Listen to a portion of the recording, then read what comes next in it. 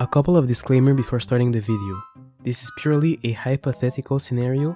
This is not something that is likely to ever officially happen, just something that I always thought would be cool.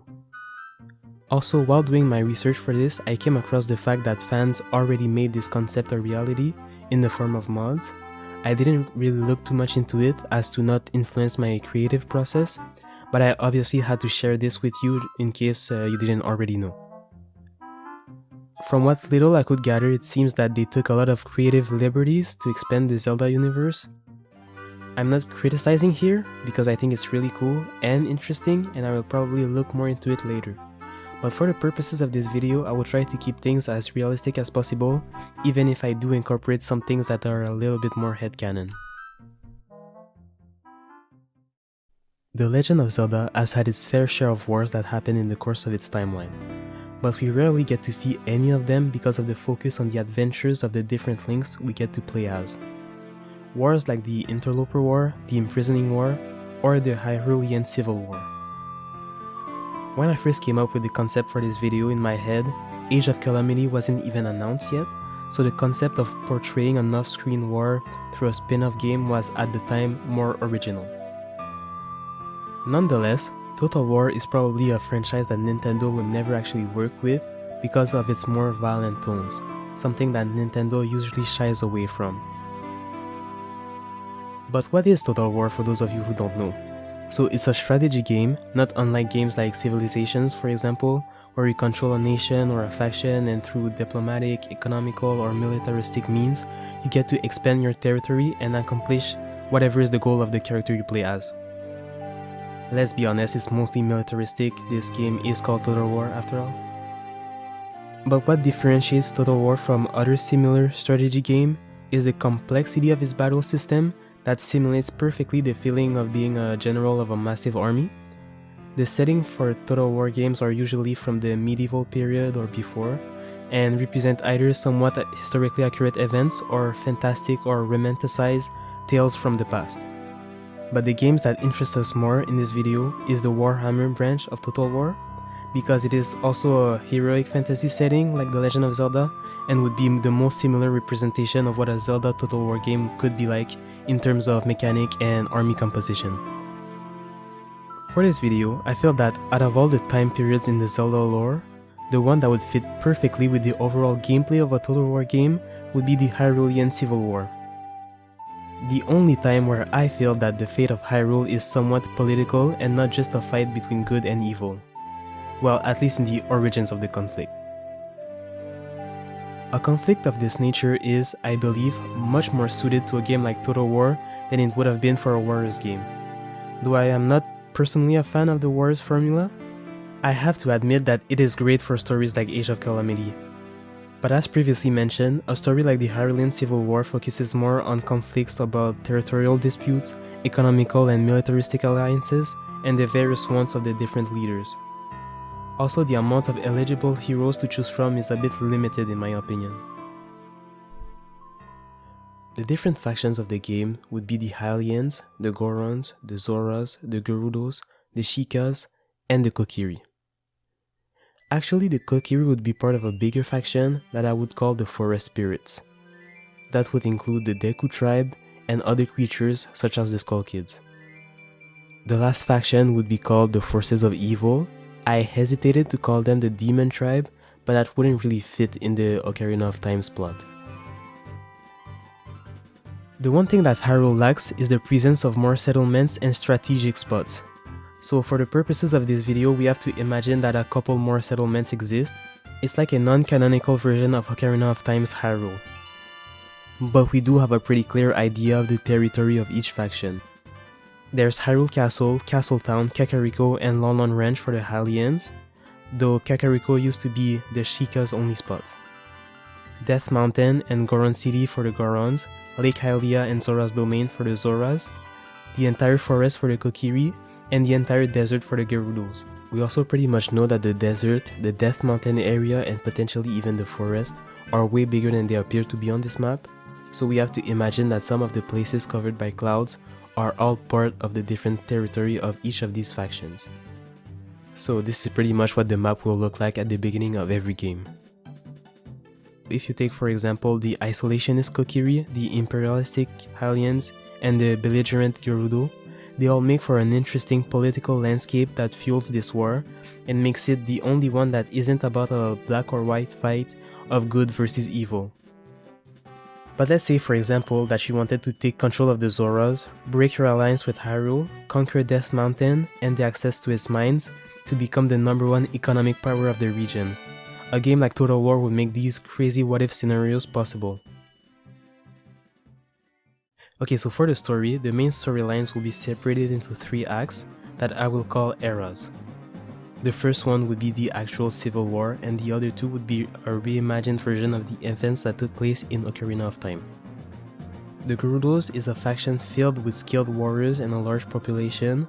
Unfortunately, the desert that they call home is really difficult to live in, and they barely have any resources. To make up for that fact, they use their skills of thievery to get what they don't have from others. They are used to pillaging, but not conquering. The Zoras have a monopoly on all the water of the region of Hyrule, which makes them an invaluable economic partner. On their own turf, they are virtually unbeatable. Same thing goes for the Gorons. They have protected their home territory of Death Mountain for a very long time, and are very capable of defending it. They are also an important economic power because of their monopoly on minerals found on Death Mountain, notably iron. The Hylians on their part believe that all of Hyrule is rightfully theirs, because the land was left in their care by the goddess Hylia, and they will try to conquer, vassalize, or ally themselves with every single faction that they can, but that's not something that the Gerudos will accept. This refusal to be subjugated is one of the main causes for the entire Civil War. For the Sheikah, we know that they have been loyal to the royal family even before that family was even a thing. We also know that most of them died or disappeared during this war. Though not confirmed, a lot of theorists, myself included, believe that a fraction of the Sheikah tribe rebelled against the royal family and potentially allied themselves with the Gerudo. This could make for 2 separate Sheikah factions, loyalist led by Impa and insurrectionist potentially led by Bongo Bongo, or whatever his name was when he was still alive. The prominent figures of this era would be Bongo Bongo, Ganondorf, Darunia, King Zora, the Deku Tree, the King of Hyrule, and Impa. So war raged on for some time, but in the meantime, Link was born and placed under the care of the Kokiri. He is destined to do great things, and about 10 years after the events of the first era begins the second one, which I have named the Fight for the Stones. In the aftermath of the war, Kakariko has been given to the Kingdom of Hyrule, the Gerudos have been forced to swear allegiance to the King of Hyrule, and the other 3 factions have willingly allied themselves with Hyrule. So as you can see, the Hylians are the clear victors here. But this is also what fuels Ganondorf's plan to take over the Sacred Realm. There's not a lot to say here, it's just the beginning of Ocarina of Time. Our race for the spiritual stones begin as Ganondorf is trying to acquire them behind Hyrule's back in order to gain access to the Sacred Realm, and meanwhile, Link is also trying to get them first to follow Ganondorf's plan. Also, this is where I believe that the Gerudos also split into 2 different factions, one led by Ganondorf and another one led by Nabooru. This second faction is dissatisfied with the rule of Ganondorf and are completely fine with keeping their tradition as opposed to the belligerent goals of Ganondorf.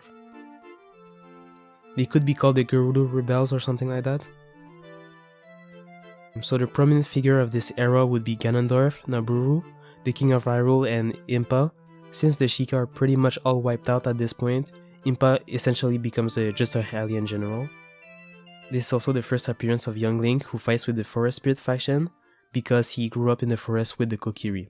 This is still supposed to be a Total War spin-off, so there is no solo adventure for Link this time.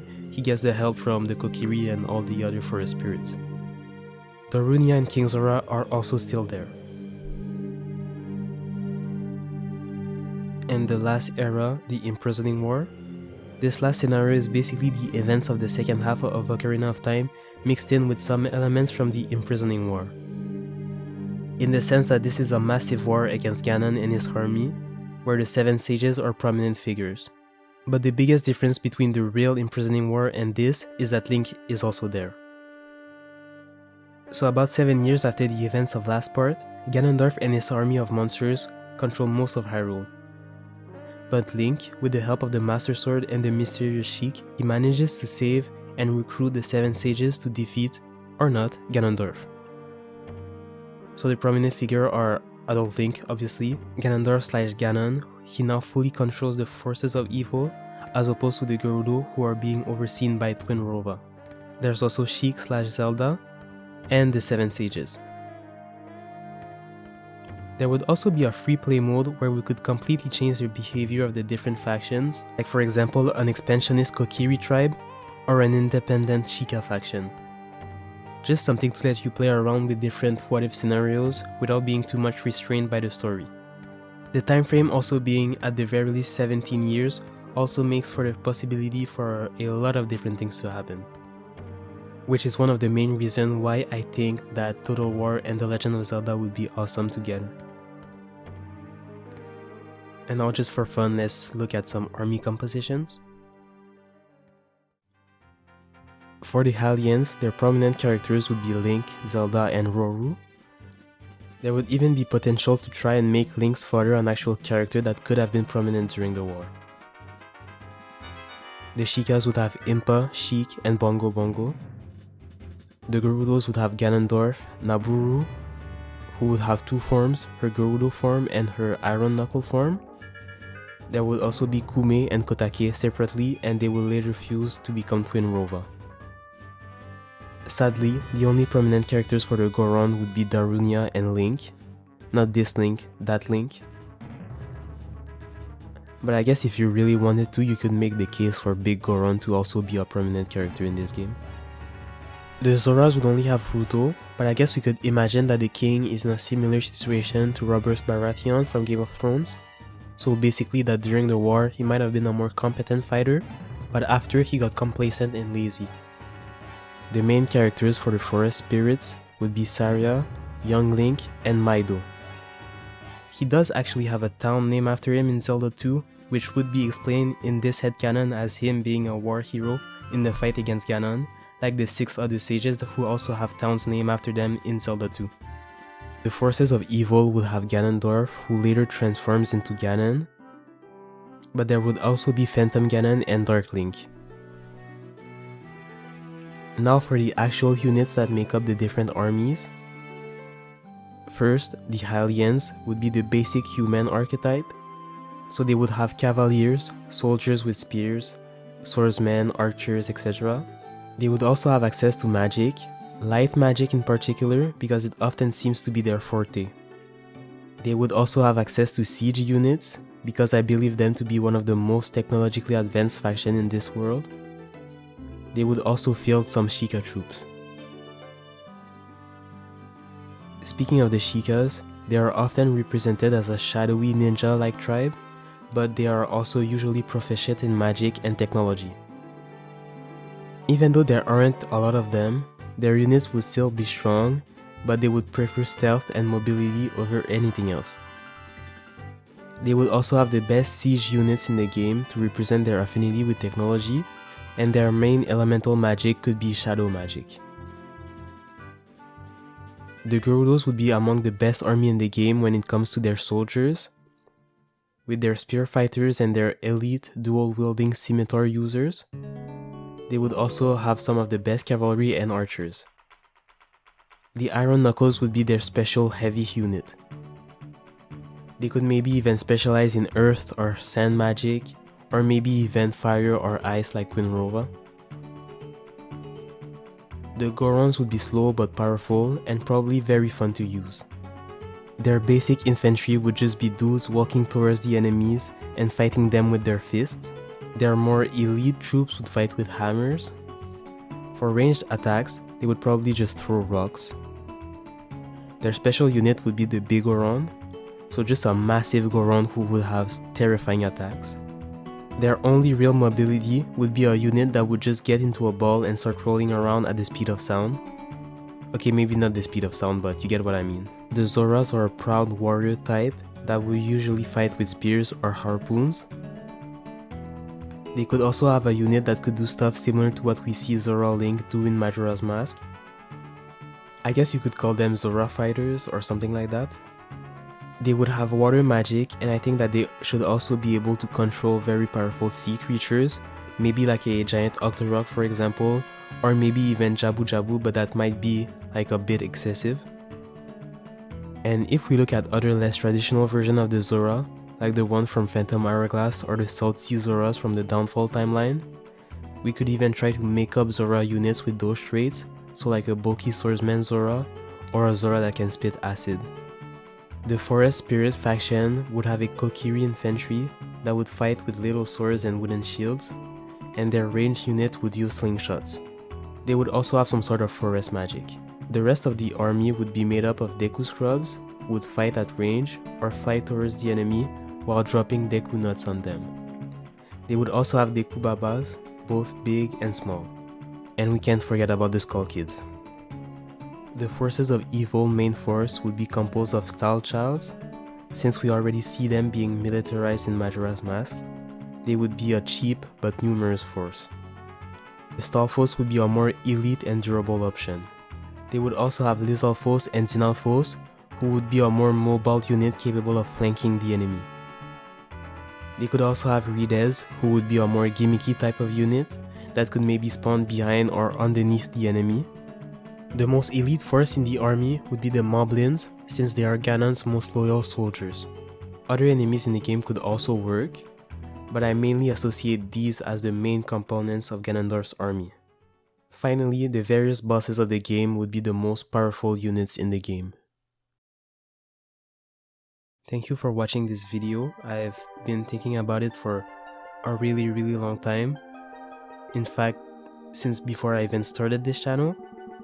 I always thought that this concept had a lot of potential, and I am glad to be able to share it with you guys, even if it's just with a couple people. It also combined two things that I love but almost never have the chance to talk about on this channel, which are my passion for fictional geopolitics and Zelda lore. Oh my god, I'm such a nerd. Maybe in the future I might make more videos on like other Zelda games, mostly like Majora's Mask and to a lesser extent Twilight Princess, because I feel like they would work perfectly as some sort of DLC for this hypothetical game. Like that would be really interesting, so yeah, let me know if you want to see that.